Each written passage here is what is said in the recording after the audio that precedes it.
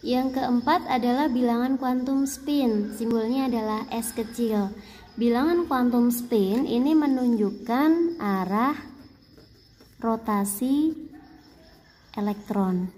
Jadi sebenarnya elektron itu kalau kita ibaratkan seperti bumi mengelilingi matahari, bumi itu kan juga selama dia mengelilingi matahari dia juga bergerak berputar. Nah, elektron juga demikian. Ternyata ketika elektron bergerak mengelilingi inti, elektron itu juga berotasi, berkeliling sendiri di atas sumbunya. Nah, arah rotasinya bisa searah jarum jam, bisa berlawanan arah jarum jam.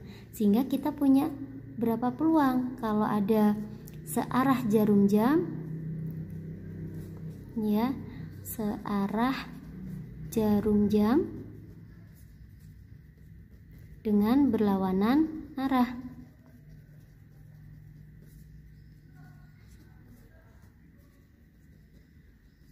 Nah, sehingga ada dua peluang, searah atau berlawanan. Ada dua peluang. Maka berapa peluang untuk searah jarum jam? Yaitu 1 dibanding 2. Maka harga S itu selalu setengah. Yang ini juga setengah peluangnya. Nah, untuk membedakannya, yang searah kita beri tanda positif, yang berlawanan arah kita beri tanda negatif. Lalu nanti ketika menggambar elektron, untuk menggambarkan elektron yang punya spin berharga positif setengah, maka kita gambarnya elektronnya diganti dengan panah arah ke atas. Kalau elektron dengan spin berharga min setengah, kita gambarkan dengan elektron yang menghadap ke bawah. Nah, kita praktekkan misalnya seperti ini. Kita punya di sini tingkat energi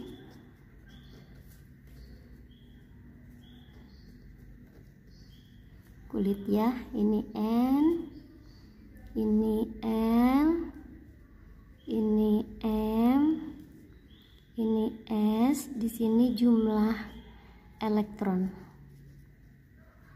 Kita mulai dari tingkat energi yang pertama, namanya kulit K. Kulit K tadi N-nya adalah 1 ya. N sama dengan 1. Tadi kalau N-nya sama dengan 1, berapa harga L-nya? L-nya yaitu mulai dari 0. L sama dengan 0. Sampai N-1, 1 kurangi 1, 0. Oh ya sudah, cuman 1. Subkulit P, L sama dengan 0. Ini namanya subkulit P. Subkulit S.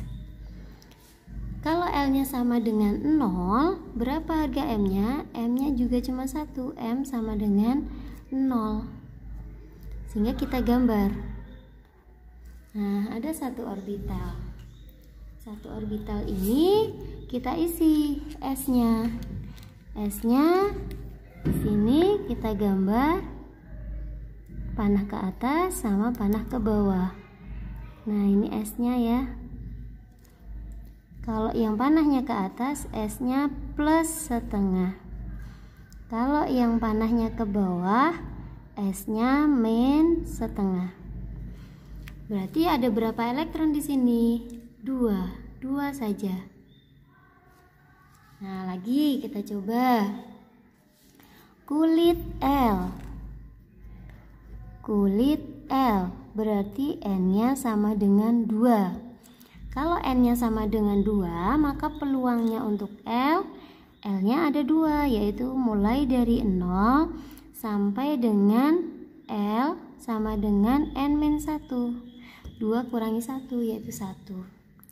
Kalau L-nya sama dengan 0, maka harga M-nya berapa? Sama. M itu sama dengan min 0 sampai min L sampai dengan plus L. Karena 0 ya M-nya hanya 0. Berarti berapa kamar? Berapa orbital? 1. Hanya kita gambar 1. Bagaimana elektronnya? Satu orbital diisi 2, ke atas dan ke bawah. Yang ke atas plus setengah, yang ke bawah min setengah. Berarti di sini berapa elektron totalnya? 2 elektron. Ini kulit L. Untuk yang subkulit L sama dengan 0. Tapi kan kita punya dua subkulit. Subkulit yang satunya yaitu kalau ini tadi S, yang ini adalah P. L sama dengan 1. Berapa harga M-nya? Tadi M-nya mulai dari min L, min 1 sampai dengan plus L, yaitu plus 1. Di tengah-tengah ada M sama dengan 0. Mulai dari min L sampai dengan plus L. Min 1, 0, plus 1. Jadinya ada berapa kamar nih kalau kita gambarkan? Ada 3 kamar. Masing-masing kamar berisi elektron. Nah, 2 elektron masing-masing ya. Ini yang kita sebut dengan orbital min 1, 0, ini plus 1. Berapa harga spinnya? Sama seperti tadi. Yang panahnya ke atas adalah plus setengah, yang panahnya ke bawah min setengah. Ini panahnya ke atas juga plus setengah, ini panahnya ke bawah min setengah. Berarti di subkulit L sama dengan 1 ada berapa elektron? Kita hitung. 1, 2, 3, 4, 5, 6. 6 elektron. Nah, bisa kalian lihat kalau orbital subkulitnya S isinya 2 elektron. Ini S 2 elektron. Karena hanya 1 kamar. Tapi kalau P ada 3 kamar nih, ada 3 orbital, maka isinya 6. Jadi kesimpulan kita, di kulit kedua maksimal isinya berapa elektron? 8 elektron. Sama seperti Bohr kemarin ya. Kita bahas lagi satu contoh lagi untuk kulit M. Kulit M itu tadi N-nya sama dengan 3. Kalau N-nya sama dengan 3, berapa harga L-nya? L-nya mulai dari 0 sampai dengan N-1. 3 kurangi 1, 2. Berarti kita punya L sama dengan 1 dan L sama dengan 2. Untuk L sama dengan 0, tadi harga M-nya adalah harga M itu adalah min L sampai dengan plus L. Nah, kalau L-nya 0, maka M-nya hanya 1, yaitu 0. Kalau kita gambar satu kotak saja, satu orbital. Kalau L-nya sama dengan 1, harga M-nya bisa M sama dengan min 1, bisa 0, bisa plus 1. Dari min L sampai dengan plus L. Min L-nya 1 sampai dengan plus L-nya 1. Gitu ya. Berarti ada berapa kotak? Ada berapa orbital? Ada 3. Kemudian L sama dengan 0 berarti mulai dari M sama dengan min 2 sampai dengan plus 2 nanti. Berarti ada M sama dengan min 1, M sama dengan 0, M sama dengan plus 1, M sama dengan plus 2. Berapa orbital? Ada 5. Tuwa gapatma. Masing-masing elektron berisi 2 elektron. Ditulis begini boleh, ditulis seperti ini boleh juga. Nah, begini separuh. Nah, berarti pada kulit M untuk subkulit L sama dengan 0, yaitu subkulit S, isinya berapa? 2 elektron. Kalau L sama dengan 1 namanya subkulit P, isinya berapa elektron? 6 elektron. Kalau ada L sama dengan 2 namanya subkulit D, isinya berapa? 10 elektron. Yang ini tadi harga S-nya sama dengan plus setengah, yang ke bawah S-nya sama dengan min setengah. Gitu ya. Sehingga di kulit ketiga ini totalnya berapa elektron? 2 tambah 6 tambah 10, ada 18 elektron. Sesuai dengan teorinya Bohr yang kemarin ya. Maksimal elektron di kulit ketiga adalah 18. Sekarang kita akan membahas bentuk orbital. Tadi kalian sudah kenal beberapa subkulit ya. Jadi nanti dari subkulit itu menunjukkan bentuk orbital. Ada orbital S, ada orbital P. Saya mulai dulu dari yang orbital S. Jadi kalau kita punya 3 sumbu, ini kita misalkan sumbu Y, kemudian ini adalah sumbu X, dan yang ke sana adalah sumbu Z. Jadi 3 sumbu itu kalau kita ibaratkan begini, saya punya pulpen, ini ke atas bawah, ini namanya sumbu X, sumbu Y, ini mendatar begini, ini namanya sumbu Y. Nah, ini yang satunya menembus bidang ke sana. Nah, bisa kalian pahami ya. Jadi atas bawah, terus ke kiri kanan, terus ada masuk keluar begini. Nah, jadi ada 3 sumbu X, Y, Z. Nah, untuk yang orbital S, dia bentuk orbitalnya itu bulat. Nah, seperti bola. Daerah ditemukan elektronnya itu bulat. Nah, jadi orbital S itu kita gambarkan dengan bulat. Artinya apa? Daerah kebolehjadian menemukan elektron itu dia bentuknya, daerahnya itu berbentuk lingkaran seperti ini. Oh, bisa jadi elektronnya ada di sini. Peluang terbesar bisa jadi di sini, bisa jadi di sini. Dia ada di sini. Peluang terbesar. Mungkin nggak elektron ditemukan di luar sini? Mungkin saja. Tapi peluangnya kecil sekali. Jadi peluang terbesar kita menemukan elektron ada di wilayah ini. Nah, bagaimana kalau orbital P? Kalau orbital P, bentuk orbitalnya seperti ini. Jadi ini tadi sumbu Y, ini sumbu X. Ini jangan dihafal ya, sumbunya ini bisa dibolak-balik. Bisa saja di sini Y, sana Z, ini yang X itu bisa. Jadi bebas ya. Jadi sumbu tadi orbital P tadi kita punya 3 ya. Kalau orbital P tadi ya. Tadi mana bentuknya? Oke, ini. Nah, di sini P itu punya 3 orbital. Lah, 3 orbitalnya itu yang mana saja? Jadi seperti ini. Dia bentuknya bisa seperti ini. 3 orbital, yaitu daerahnya itu berada pada sumbu X ini. Nah, di sini nih.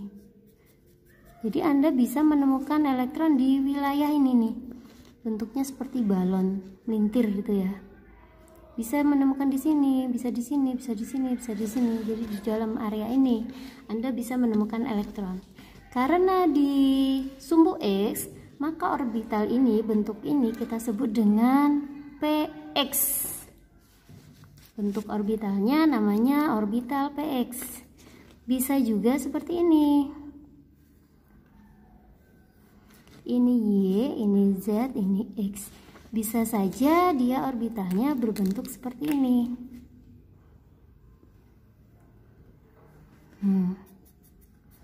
Di mana Anda bisa menemukan elektronnya? Kebolehjadian paling besar, kemungkinan paling besar ada di dalam wilayah-wilayah ini. Anda menemukan elektron. Karena berada di sumbu Y, maka ini kita kenal dengan orbital PY. Kemudian bisa juga seperti ini peluangnya. Ini X, ini Y, ini Z. Nah, bisa juga peluangnya begini, berada pada sumbu Z. Maka kita kenal dengan PZ. Nah, untuk orbital D kita nanti akan memiliki 5 bentuk ya, karena tadi ada 5 orbital seperti ini. Ada orbital -1, -2, -1, 0, +1, +2 itu ya tadi ya. Nah, kalau kita gambarkan bentuk orbitalnya ada 5 juga. Bu Dwi coba gambar, walaupun Bu Dwi nggak pintar menggambar ya. Ini Y, ini Z, ini X. Nah, ini kalau kita ibaratkan bidang tadi begini ya. Jadi ada sumbu tegak, mendatar, terus keluar ke dalam. Nah, begini nih sumbunya 3. Nah, kita mau meletakkan balon terpilihnya 2 pasang, tapi dia menembus bidang di sini. Yang pertama misalnya kita mau menggambar DXY, ini X, ini Y. Jadi kita meletakkan bidangnya X dan Y. Jadi begini posisinya nih.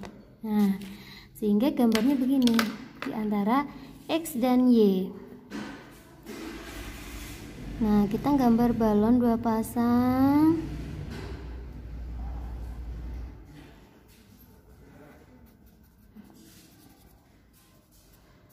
Ini namanya DXY. Kenapa disebut DXY? Karena dia menghadap ini bidangnya, ini kiri kanan gini ya. Nah, dia di antara sumbu X dan sumbu Y. Gitu. Maka kita sebut DXY. Nah, X-nya itu kan mendatar begini, Y-nya berdiri, jadi bidangnya berdiri begini. Nah, berdiri. Jadi kalau ini ada bidang 3 gini tadi.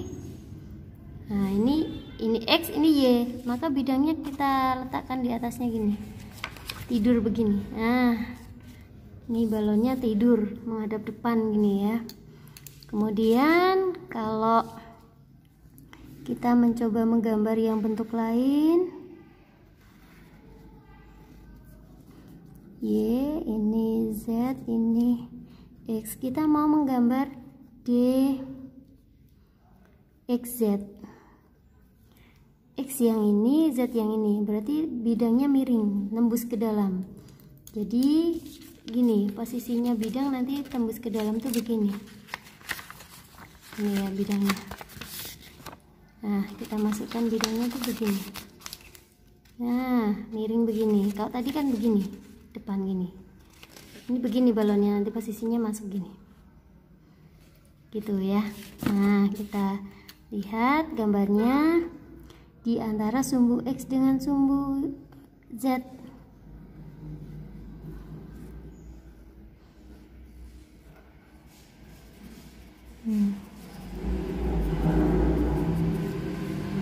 Itu. Jadi begini ya. Nah, gini, tidur gini. Dalam. Jadi nggak berdiri. Kalau tadi kan begini.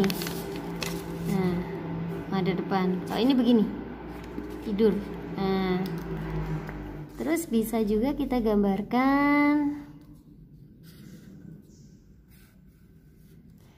D, Y, Z. Ini Y, ini Z, ini X. Maka di antara sumbu Y dengan sumbu Z, maka namanya DYZ. Di antaranya.